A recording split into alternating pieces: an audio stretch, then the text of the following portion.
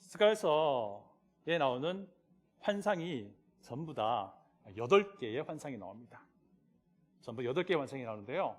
오늘 6장에 나오는 환상은 몇 번째 환상일까요? 네, 맞습니다. 8번째, 마지막 환상입니다. 8번째 환상까지 같이 오시느라고 참 수고 많으셨고요. 감사드립니다.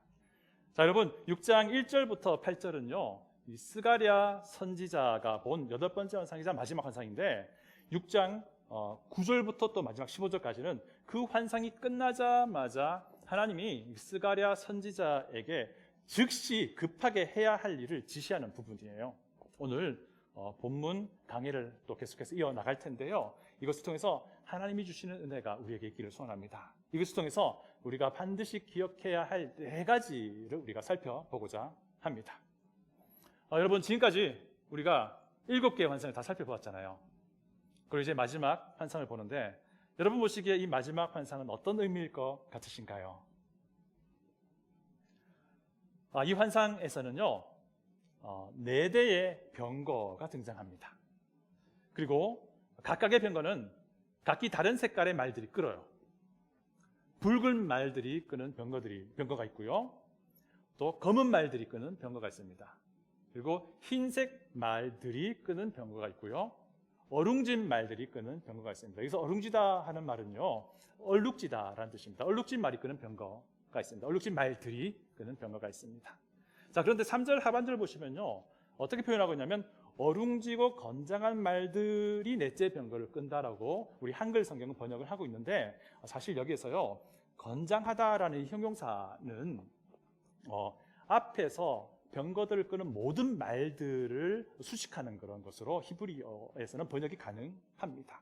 어떤 뜻이냐면요, 붉은 말들이 끄는 병거가 있고, 흰색 말들이 끄는 병거가 있고, 또 검은 말들이 끄는 병거가 있고, 또 이제 얼룩진 말들이 끄는 병거가 있는데, 이 모든 말들이 다 건장하더라라고 이렇게 번역을 할 수 있다는 것입니다. 자, 여러분, 이전에 7가지 환상 중에서요, 말이 등장하는 환상이 있었습니다. 기억나시죠? 네. 첫 번째 환상이었는데요, 화석류 나무 사이에 붉은 말을 타고 있는 천사가 있었습니다. 그리고 그 뒤로는 붉은 말, 자줏빛 말, 그리고 흰 말이 나오고 그 위에 또 하나님의 천사들이 타고 있었죠. 자, 그들이 한 일이 무엇이었어요? 온 세상을 두루 다니고 돌아와서 하나님께 이 세상이 어떤 상황인지를 보고하는 그런 임무를 맡은 자들이었습니다. 그리고 돌아와서는 이렇게 보고하죠. 온 세상이 평안하더이다 라고 보고를 했던 것을 우리가 기억할 수 있습니다. 그런데요, 이 8번째 환상에서의 이 말들과 병거가 하는 일은요, 첫 번째 환상에서 온 세상을 두루 살펴보았던, 정찰했던 그런 임무가 아니고요, 하나님의 심판을 이행하는 그런 이미지로 나온다라고 하는 것입니다. 여러분, 이 첫 번째 환상과 비교했을 때 이 마지막 8번째 환상에서 가장 두드러진 모습이 무엇이냐면 병거가 나온다는 겁니다. 첫 번째 환상에서는 말만 있었는데, 이제 8번째 환상에서는 말 외에도 병거가 등장합니다. 여러분, 그 당시에 병거라고 하는 것은요, 전쟁 무기예요. 특별히 병거라고 하면요, 아주 강력한 군대를 상징하는 그런 용어였습니다. 전쟁 무기이기도 했고요. 하나님의 강력한 군대가 세상으로 나가서 세상에서 하나님의 심판을 수행한다라는 것을 8번째 환상이 알려주고 있다는 것이죠. 여러분, 이제부터 우리 그리스도인이 정말 반드시 기억해야 할 4가지를 이 8번째 환상과 그 뒤에 이어지는 하나님이 스가랴에게 즉시 이행해야 할 것을 지시하는 이 모든 본문을 통해서 좀 살펴보고자 합니다. 첫 번째는요, 하나님의 섭리는 완전하다라고 하는 것입니다. 여러분, 1절 보시면요, 병거가 어디서 나오죠? 2개의 산 사이, 근데 구리로 된 산이라고 표현하고 있습니다. 이 두 구리산에서부터 병거가 나오는데요, 어떤 학자들은 이 산을요, 하나는 예루살렘 성전에 있는 시온산이고 하나는 그 동쪽편에 있는 올리브산, 감람산이 아니냐라고 이렇게 말하기도 하는데요, 제가 보기엔 여기서 그렇게 그 산을 특정하는 것은 큰 의미는 없어 보입니다.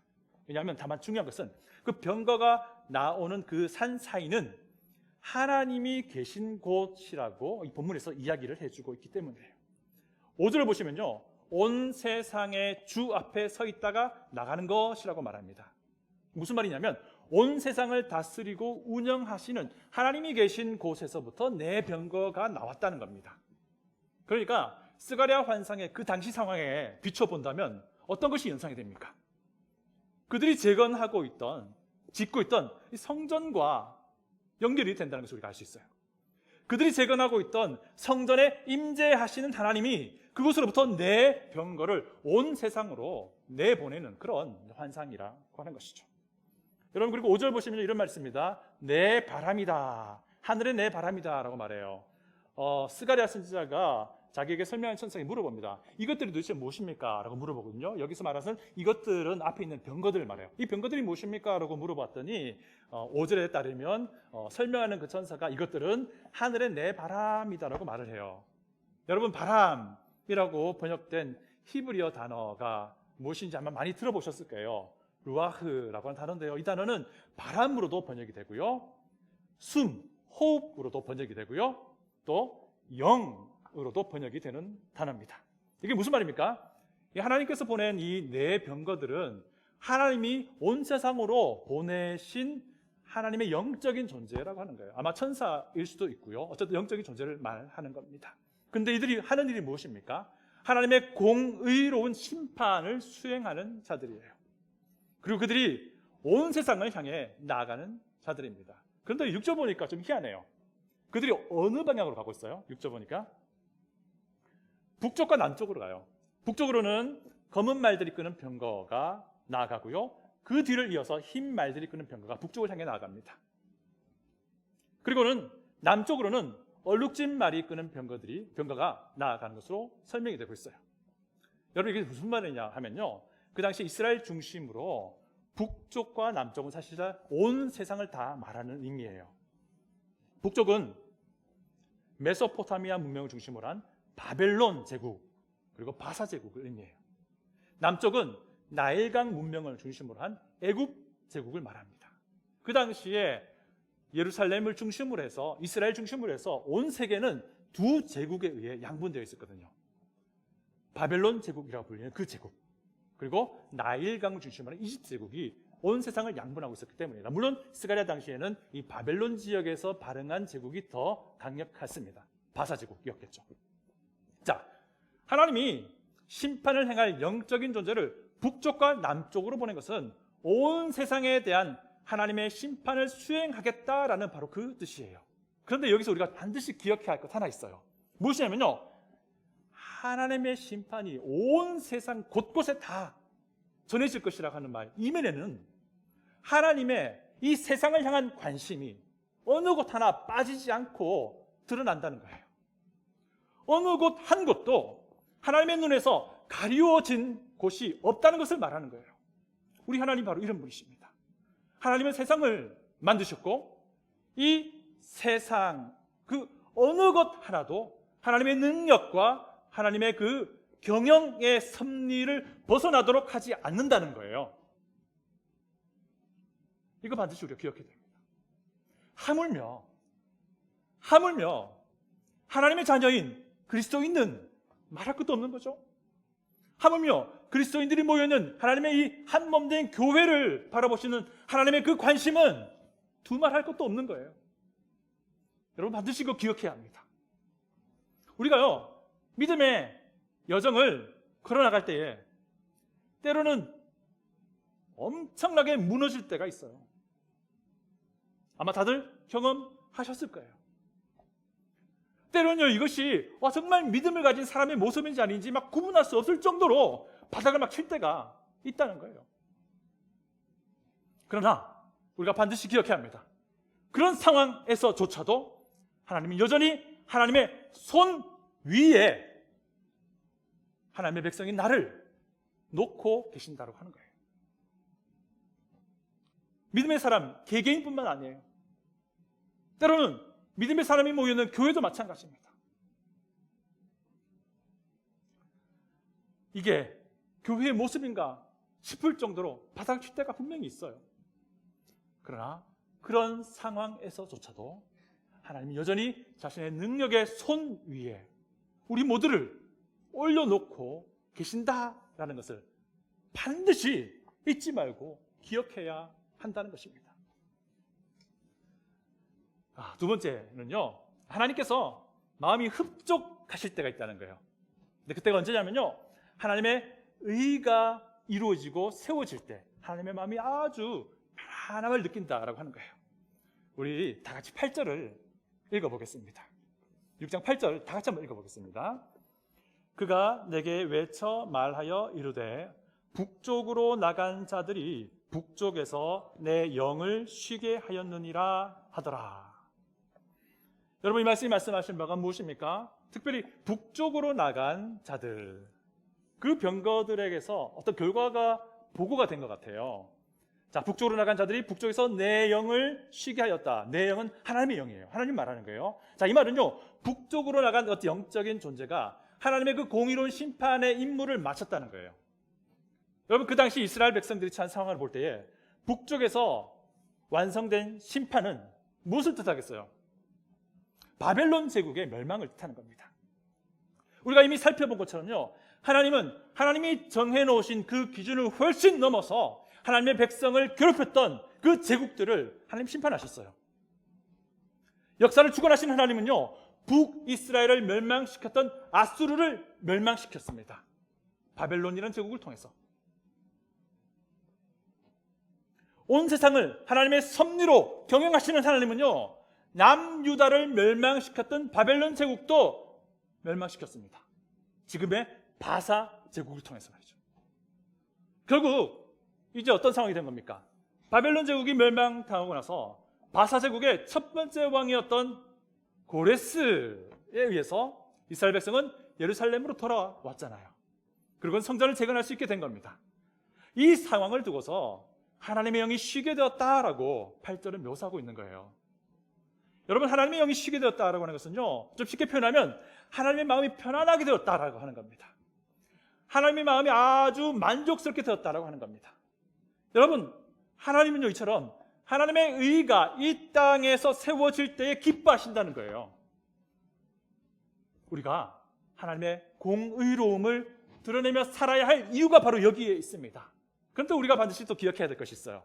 우리가 하나님의 의를 실행하는 사람이 되어서는 안 됩니다. 그것은 오직 하나님께만 있는 것입니다. 그러나 우리가 할 수 있는 것이 있어요. 우리의 삶을 통해서 하나님의 의가 무엇인지를 보여줄 수는 있다는 겁니다. 바로 이것이 하나님께서 우리에게 기대하시는 바입니다. 그런데 또 보시면 놀라운 사실이 있습니다.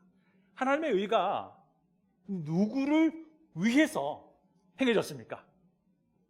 이 말이 무슨 말이냐면 하나님의 심판이 누구를 위해서 내려졌느냐 하는 것입니다. 하나님의 백성을 위해서, 하나님의 백성을 괴롭혔던 바빌론에게 하나님이 심판을 하신 거예요. 하나님의 백성을 위해서, 하나님의 백성을 위해서 하나님의 의가 행해졌다라고 하는 겁니다. 교만하고 사악했던 바벨론을 향하여 하나님의 심판이 내려졌다라는 것입니다. 바로 이것입니다. 하나님의 의는요, 악한 자들이 심판에 처해지는 거예요. 또 하나님의 의는요, 하나님의 의롭다 하신 자들이 하나님의 심판에서 또한 제외되는 것도 하나님의 의입니다. 여러분, 하나님은요, 모든 사람이 구원 얻기를 원하십니다. 그리고 그 사람들이 하나님이 어떤 분인지 알기를 원하세요. 그래서 하나님은 예수 그리스도를 구주로 믿는 모든 이들을 하나님의 백성으로 택하셨고요, 하나님은 그들이 하나님의 심판의 대상에서 제외되기를 원하세요. 그래서 하나님이 이 땅에 친히 오신 겁니다. 그래서 하나님이 이 땅에 오셔서 인간의 모든 죄악을, 거기에 대한 심판을 대신 받으신 겁니다. 하나님의 백성이 하나님의 심판의 대상이 되지 않도록 하기 위해서 하나님은 친히 이 땅에 오시고 내가 받아야 할 죄에 대한 심판을 대신 받으셨다라고 하는 것입니다. 이것이 바로 십자가입니다. 여러분, 우리는요, 하나님의 의로운 심판의 대상이 되어서 안 돼요. 하나님의 공의로운 심판의 대상이 된다는 것이 무슨 뜻입니까? 영원한 파멸이잖아요. 그것은요, 더 이상 회복의 기회가 없다는 뜻입니다. 더 이상 복구가 안 되는 상황이라는 뜻입니다. 지옥 불못에서 영원한 사망에 이르게 된다는 것을 말하잖아요. 여러분, 절대로 하나님의 심판의 대상이 되어서는 안 됩니다. 이것 때문에 우리 예수님께서 이 땅에 오셨잖아요. 그래서 예수님이 우리가 받아야 할 하나님의 심판을 대신 받으신 것 아닙니까? 오직 예수 그리스도를 믿는 믿음 안에 거할 수 있기를 간곡히 부탁드립니다. 오늘 예수 그리스도를 믿는 믿음에 대해서 좀 더 알기 원하는 분이 이곳에 있다면요, 이 예배 마친 뒤에 저를 꼭 만나주십시오. 하나님의 말씀으로 여러분들 도와드리겠습니다. 여러분, 예수님을 구주로 믿으십니까? 그렇다면 이 질문 해야 됩니다.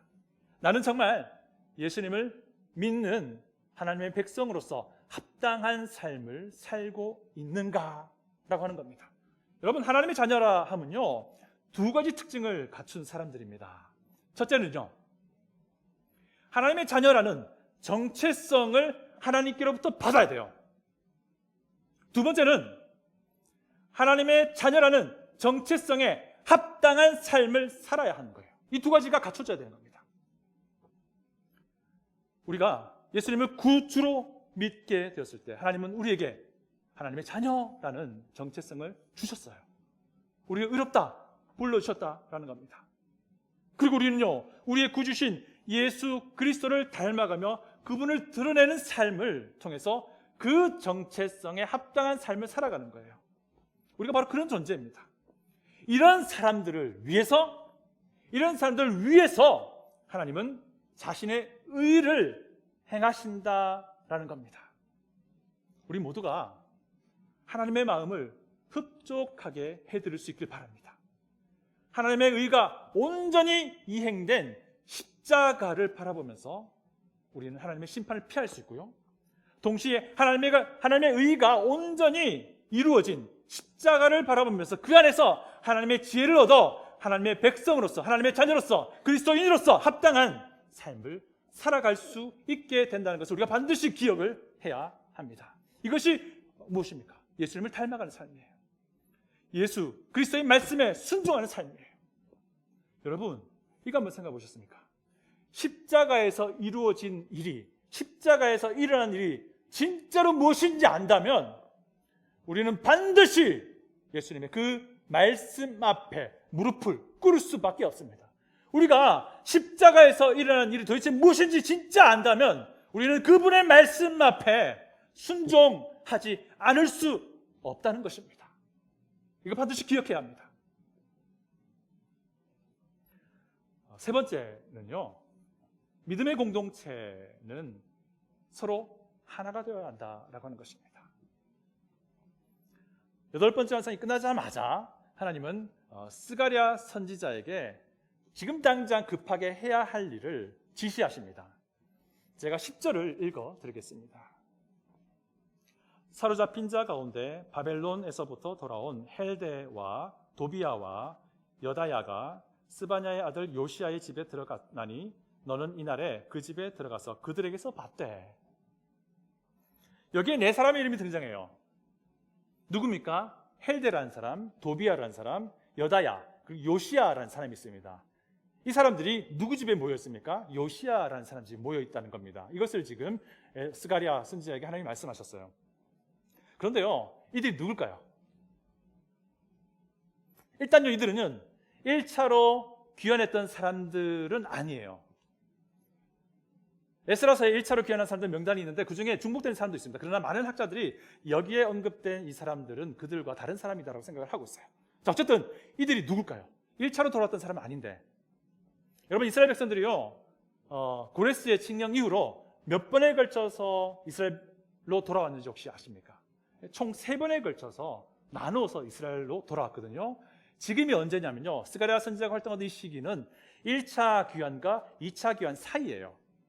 자, 이들이 누구냐면요, 1차 귀환, 2차 귀환 사이에 바벨론 땅에서 돌아왔던 정말 극소수의 사람들인 거예요. 그런데 이들이 왜 왔을까요? 이들은요, 바벨론 땅에 남아있던 이스라엘 백성이 보내는 헌금을 가지고 왔던 사람이에요. 무슨 말입니까? 그 당시 1차로 귀환했던 사람들만 성전 재건을 한 것이 아니었다라는 거예요. 비록 1차 귀환 때는 동참하지 못했어요. 여전히 바빌론 지역에 남아 있었습니다. 그러나 그들 중에 하나님이 그 마음을 만지셔서 그들 마음에 이 성전 재건에 동참하고자 하는 사람들이 생겨났다는 겁니다. 그들이 지금 이스라엘 땅에서, 예루살렘 땅에서 일어나고 일들에 대해서 듣게 된 거예요. 여러분, 성전의 기초가 놓여진 지 벌써 16년이 훌쩍 지나갔잖아요. 아무것도 못한 채. 그리고 16년이 지난 시점에서 총독 스룹바벨과 대제사장 요수아와 또 학계 스가랴 선지자의 그 말씀을 통해서 이스라엘 백성들이 이제 막 각성이 일어난 거예요. 이제 마음이 만져진 겁니다. 하나님께서. 그리고는 성전을 재건하려고 했는데 그때 또 마치 방해가 일어났잖아요. 그래서 이들이 무엇을 했습니까? 지금 현재 왕인 다리오 왕에게 정말 이스라엘 백성들이 18년 전이죠. 돌아온 때가 18년 전에 고레스 왕에 의해서 보내져 가지고 성전을 재건하도록 했는지를 알아보도록 편지를 보냈어요. 그리고는 놀랍게도 다리오 왕은요, 그 칙령을 찾아내요. 고레스의 칙령. 그리고 다리오 왕 직접 자기가 이스라엘 백성들을 이제 성전을 재건해야 한다는 새로운 칙령을 보냈잖아요. 이 과정을 그곳 바빌론 땅에 있던 사람들이 들은 거예요. 그리고는 그들이 가진 돈을 모아서 지금 언급된 이 네 사람을 보낸 거예요. 예루살렘 땅으로. 여러분 생각해 보세요. 1차 귀환 때에 예루살렘으로 돌아온 사람들이 볼 때에 지금도 여전히 바빌론 지역에 흩어져 살고 있는, 남아있는 그 자기 민족이, 자기 백성이 얼마나 한심해 보였겠어요. 아마도 그들은요, 바빌론에 남아있던 사람들보다 자기들이 훨씬 영적으로 뛰어나다라고 생각할 수도 있었어요. 한편 또 바빌론에 남아있던 사람 중에서요, 하나님이 그 마음을 만지셔서 성전정에 동참하고자 하는 마음을 얻게 된 그 사람들 마음 한번 생각해 보십시오. 그들 얼마나 미안한 마음을 가지고 있었겠습니까? 여러분, 바로 이겁니다.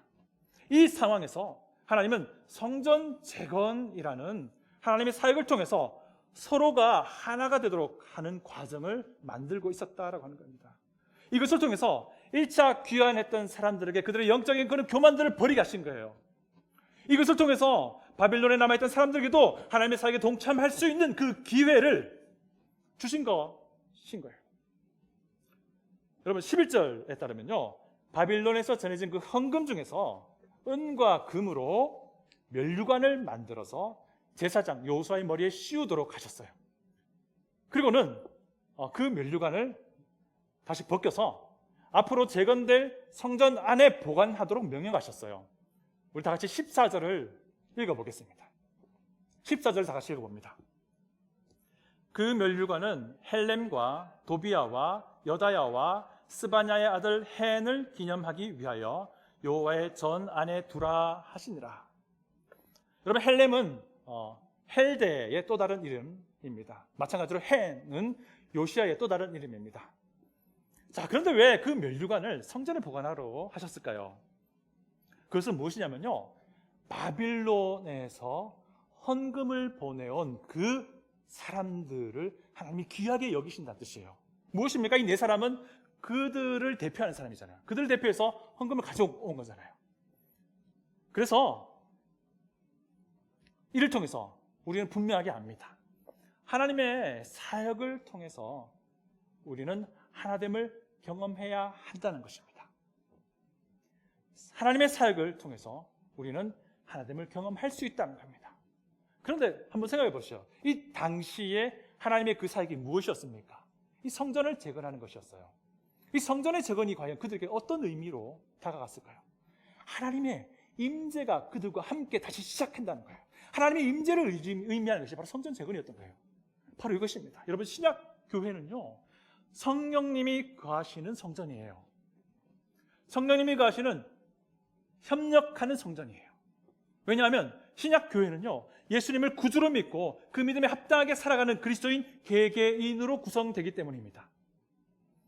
그리고 그 개별적인 그리스도인은 각자가 성령님이 거하시는 성전이기 때문에 이들이 모인 교회는 하나님의 집합적인 성전인 거예요. 성령님이 거하시는 하나님의 임재가 있는 곳입니다.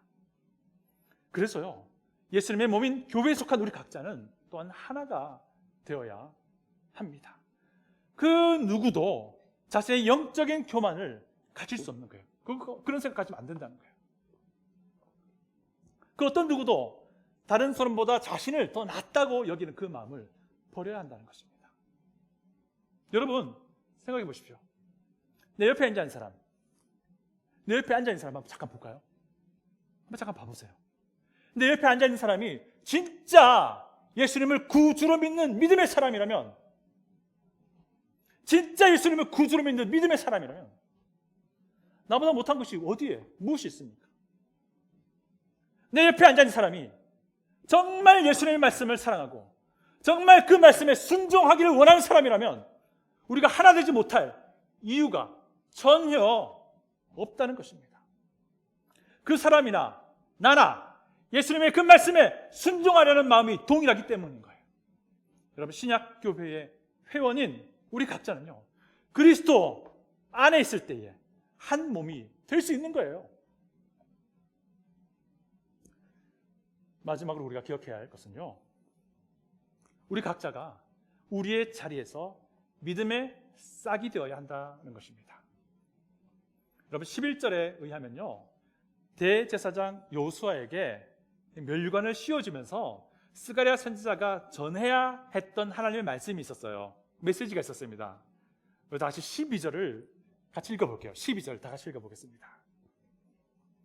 말하여 이르기를 만군의 여호와께서 이같이 말씀하시되 보라, 싹이라 이름하는 사람이 자기 곳에서 돋아나서 여호와의 전을 건축하리라. 싹이라 이름하는 사람이 자기 곳에서 돋아나서 여호와의 전을 건축하리라.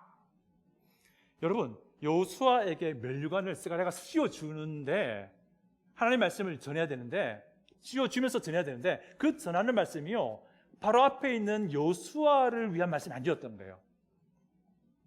싹이라 불리는 사람이 있을 텐데 그가 성전을 재건할 사람이라는 거예요. 여러분, 이 사람 누구죠? 그 당시 상황에서 이 사람 누굽니까? 스룹바벨이에요. 여러분, 5번째 환상 기억나시죠? 하나님의 메노라 환상에서 스룹바벨이 성전에 기초를 놨으니까 스룹바벨이 성전을 재건하도록, 완성하도록 하겠다라고 하는 겁니다. 네, 물론 여기서 말하는 이 싹은 2차적으로 예수 그리스도 메시아를 말하기도 합니다. 오늘은 이제 그분보다는 이 당시 상황을 비추어서 좀 많이 설명해드리고자 합니다. 여러분, 이 사람은 스룹바벨인 거예요. 그런데 하나님은 이 스룹바벨이라고 언급하진 않아요. 왜 그랬느냐 하는 겁니다. 여러분, 스가랴 선지자가 이 부분을 전했을 때 이 말씀을 듣던 이스라엘 백성들은 분명히 생각했을 거예요. 아, 이 사람은 스룹바벨이겠구나. 그럼에도 불구하고 하나님은 스룹바벨이라고 언급하지 않으세요. 왜 그랬을까요? 이겁니다. 너희들 각자도 스룹바벨과 함께 성전 재건에 동참하고 있던 너희들 각자도 이 스룹바벨처럼 싹이 되어야 하지 않겠느냐라는 그런 하나님의 질문인 거예요. 네, 맞습니다. 우리 각자는요, 우리 자리에서 돋아나는 싹이 되어야 한다는 것입니다. 여러분, 갓 돋아난 싹을 보면 정말 예뻐요. 귀엽고. 그런데 정말 연약합니다.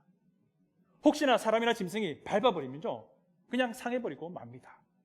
그런데 우리가 그 싹을 보면서 또 먼 미래에 그 싹 안에는 아주 강인함이 들어있다는 것을 우리가 압니다. 제가 캘리포니아에서 왔잖아요. 거기에 세코이아 내셔널 파크가 있습니다. 그곳에서 가장 유명한 것은요, 엄청나게 큰 나무입니다. 굉장히 키가 높은 나무입니다.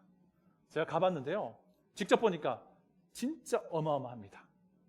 정말 어떤 비바람이 불어도 넘어지지 않을 만큼 큰 나무, 정말 두꺼운 나무입니다. 여러분, 그런 나무도요, 처음엔 싹으로 시작했다는 것입니다. 수많은 시련을 겪었고 그 자리를 지켜냈더니 그렇게 큰 강인한 나무가 되었다는 거예요. 여러분, 스룹바벨 역시가 굉장히 많은 시련을 겪었어요. 이 스룹바벨이 겪은 그 시련을 보면요, 정말 답답해요. 무려 16년 동안이나 아무것도 할 수 없는 그런 무기력한 상황에 처해 있었잖아요. 하지만 스룹바벨은 그 자리 그대로 지키고 있었습니다.